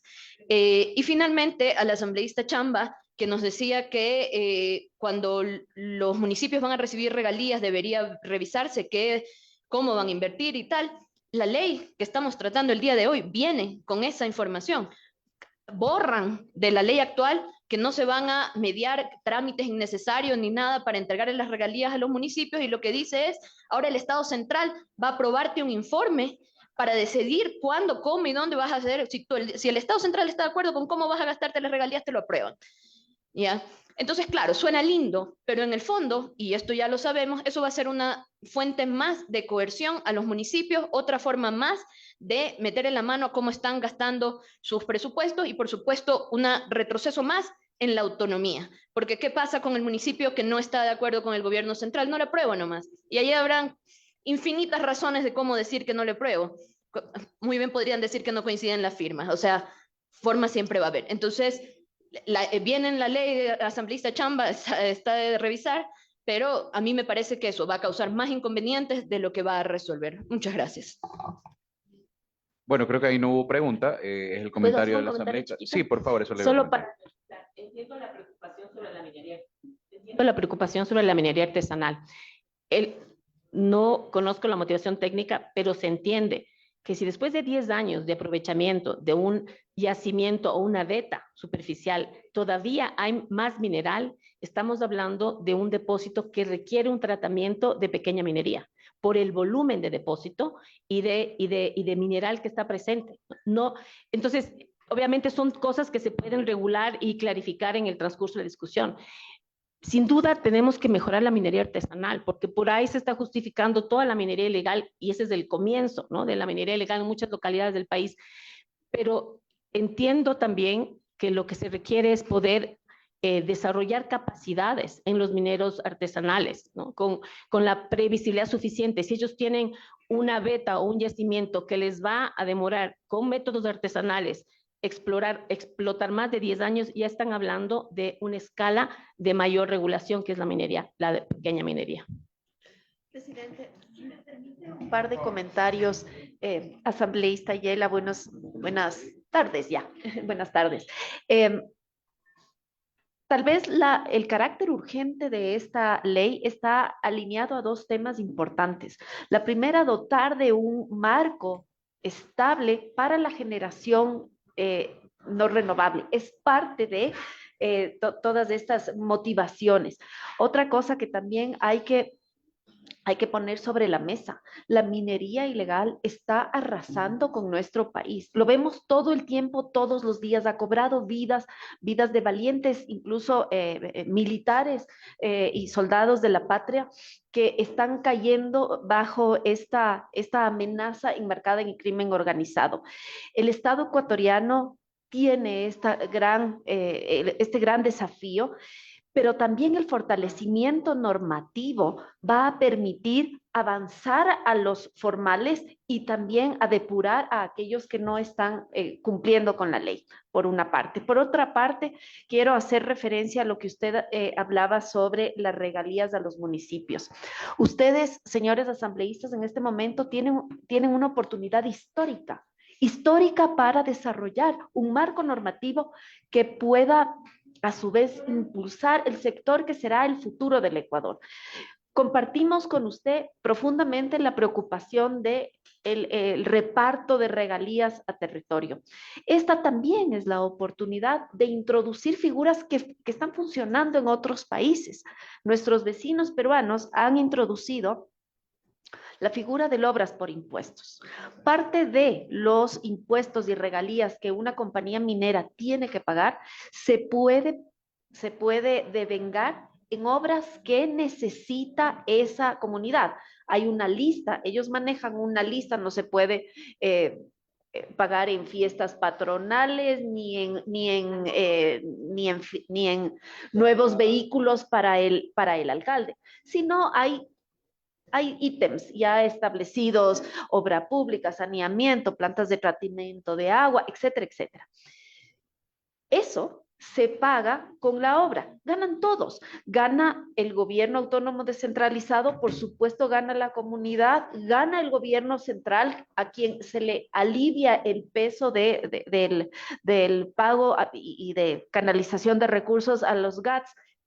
Y también gana la industria minera, porque finalmente esta industria es gran pagadora de impuestos. Y también necesitamos que esos impuestos vuelvan a territorio.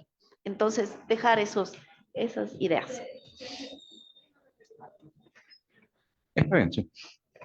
Sí, ¿cómo, al criterio de ustedes, como parte de representantes de la industria, cómo esta ley económica urgente como camina hacia que haya menos minería ilegal? Porque yo entiendo que fortalece la estructura de que haya minería, que sea más fácil que vaya minería, pero ¿de qué forma eso ayuda a que haya menos minería ilegal? Porque la minería, para el control de la minería ilegal, requiere para mí, otras cuestiones del Estado, otro tipo de controles del Estado que no necesariamente lo vamos a ver estrictamente por mejorar la infraestructura legal de este tema. Y ahí venía un poco también una problemática y una preocupación que nosotros hemos tenido anteriormente, y es, nos decían, vamos a abrir el catastro minero porque hay mucha minería ilegal, y yo no entendía de qué forma abrir el catastro minero va a hacer que haya menos minería ilegal. Para mí suena a que van a legalizar a los que están haciendo minería ilegal, y ahí hay un problema. Entonces, sí, para entender de qué forma esta ley específicamente va a luchar contra la minería ilegal. Sí, yo le contesto porque he vivido cerca el tema de cómo el tener un proyecto minero que responde a estándares ambientales, sociales, está regulado en etapa de exploración, ocupa el territorio y hace presencia que genera cadenas de valor. En etapa solo de exploración, olvidémonos del aprovechamiento, se necesita contratar muchísima mano de obra local no calificada para que ayude, que oriente en abriendo trochas, estableciendo las pequeñas plataformas de perforación. La perforación de exploración es de 10 centímetros, es pequeñita, son tubitos que se extraen del subsuelo y requieren una plataforma. Hay mucha pequeña obra civil que se construye, y todo eso es mano de obra no calificada que capta un proyecto de exploración. En el sur del país, hace unos 3 años, se puso una acción de protección a unas concesiones que estaban haciendo exploración en la provincia de Loja. A vuelta de 2 años de paralizar las actividades, los trabajadores que participaron en la exploración fueron reclutados por los lobos y estaban haciendo trabajo de acarreo de material petro entre un punto y otro punto, trabajando para los GDOs. La minería se encarga de ocupar el territorio. En etapa de exploración, que es lo más temprano, recluta y contrata mano de obra no calificada, que es una mano de obra que a nivel rural abunda. Entonces, fomentar la exploración nos estabiliza los territorios, y cuando ya avanza la obra hacia la definición de un proyecto y hacia la implantación de un proyecto de extracción con las plantas de infraestructura, se contrata más personal. Y esto genera encadenamientos, el proveedor de alimentos de campamento, el proveedor de servicios de transporte y una serie de servicios que genera crecimiento económico. Esa es la forma de detener el avance de la minería ilegal, estableciendo oportunidades de crecimiento. Y esto es solo los efectos del encadenamiento productivo desde la exploración, que es lo más temprano en minería. Bueno, muchísimas gracias. Yo quería hacer un comentario antes de continuar. No tenemos más palabras. Perfecto, ahí cerramos con nuestro asambleísta Chamba. Yo quería hacer un comentario porque, por ejemplo, esta duda es una duda válida legalmente, la que dice Ana María, del cambio de nomenclatura. Básicamente, Ana Belén, perdón, discúlpeme, asambleísta Ayala, mejor. El cambio de nomenclatura es básicamente cumplir con la ley. ¿Por qué? Porque si tú tienes una ley que define por principio de legalidad y tipificación un cambio de nomenclatura, bueno, pues eso es lo que deberías entonces explicar para que la gente lo entienda. Pero dentro de la ley que se ha puesto está de esa manera determinado, por lo cual cambias la nomenclatura para cumplir con el principio como abogada de tipicidad y legalidad. Deberíamos saberlo. La urgencia económica, como abogada, debería saber que no lo define el hecho de cuándo vas a aplicar, sino es definido por el artículo 140 y por la Corte Constitucional, facultad del presidente. Regalías y municipios me parece que es importante que se destinen, porque imagínate que yo te doy una regalía y lo terminas usando en una fiesta. Creo que es control, y creo que en eso podrían ustedes aportar con un artículo tal vez para blindarlo, porque también es una preocupación que todos podemos tener. Y finalmente, justo el ejemplo que usted ponía. Yo conozco el caso de una mina, no voy a decir el nombre, pero es una mina que realmente está trabajando súper bien, está tratando, está invirtiendo, y resulta que justamente abrieron una etapa de exploración y tal cual. Los mineros ilegales hoy se les están metiendo más de 300 metros. Es impresionante cómo llegan a tanto. ¿Y qué pasa? Ellos pusieron los respectivos reclamos administrativos y se han demorado 1 año y medio en resolver esto, porque el recurso de revisión, para rematar, puede demorarse esta vía y la otra. Y ellos inclusive ya están pensando en dejar la mina, en abandonar. ¿Qué generamos con esto? Que gane la minería ilegal. Creo que eso es importante, que entre todos podamos aportar.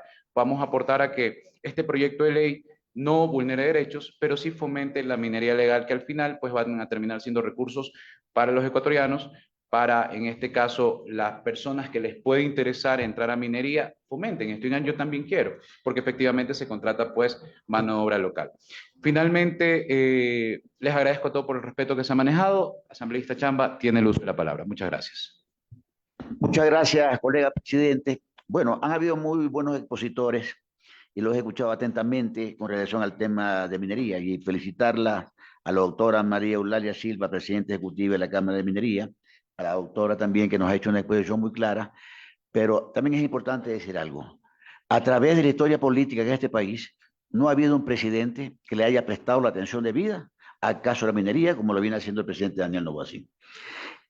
No ha recibido jamás en la historia política un alcalde regalías como lo va a hacer este presidente. Concuerdo con lo que dice la colega Yela. Me parece correcta su apreciación, pero discrepo en algo. Yo sí soy de la idea que los GAPs deban presentar un plan estratégico de inversión con relación a los gastos que van a hacer, de lo que van a recibir, de las regalías que el presidente de la República les va a otorgar. Y no se dé, como agotaba aquí el colega Peña, que resulta que ese dinero no va para la obra social, no va para el agua potable, no va para el alcantarillado, va para comprarle un carro al alcalde, va para comprarle 2 carros al secretario, ¿no? Y que por ahí se van desviando esos fondos. Si estas regalías que aportan los mineros legales, ¿verdad? Y los recibe el Estado y luego los reparte, lo lógico sería que cada alcaldía haga pues un plan estratégico de inversión y en qué lo va a utilizar. O sea, tampoco no es con la idea de perseguir a un alcalde o negarle al uno o entregarle al otro. No, aquí va a haber un plan estratégico y es lógico que el presidente va a estudiar y su equipo va a estudiar en qué se van a utilizar estos dineros, que son dineros de los ecuatorianos, son dineros que el Estado tiene la buena voluntad de repartirlos, ¿no? Y otra cosa que me preocupa, y es la verdad, la minería ilegal es el talón de Aquiles de este gobierno. El presidente de la República ha hecho gastos ingentes, incluso se han bombardeado sectores, como no lo ha hecho ningún presidente de la República, en los sectores de la minería legal, que produce mucho más dinero que la droga. Y está tomado por las bandas narcodelictivas, eso es la verdad. Mire usted lo que le queda al presidente, solucionar un problema heredado. ¿Cuándo comienzan todos estos grandes problemas? Cuando en gobiernos anteriores se abrieron las fronteras para que ingrese todo tipo de ciudadanos del mundo, sin mirar su pasión judicial, pues, y no ingresaron inversionistas, pues, ingresaron delincuentes comunes que armaron estas bandas narcodelictivas y hoy por hoy se han tomado los espacios en cada uno de los sectores de la patria, ¿verdad? Y entre ellos, este negocio extraordinario que es la minería ilegal.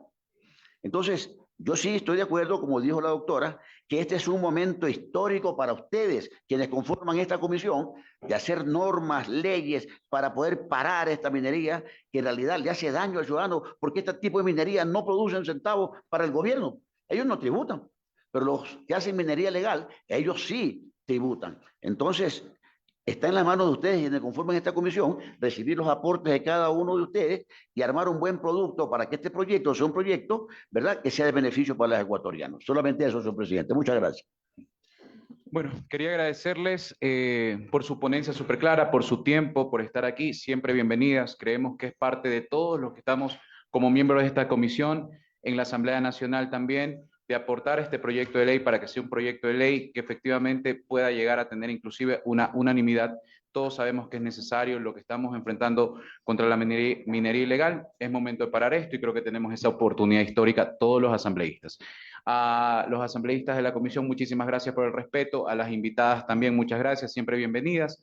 Señorita secretaria, certifique si existen más puntos adicionales para tratar.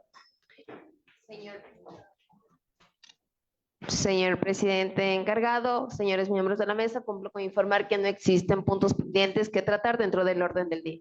No habiendo más asuntos que tratar, se da por concluida la sesión número 118 de la Comisión Especializada Permanente de Desarrollo Económico, Productivo y la Microempresa. Muchas gracias. Siendo las 13:09, se clausura la presente sesión. Gracias.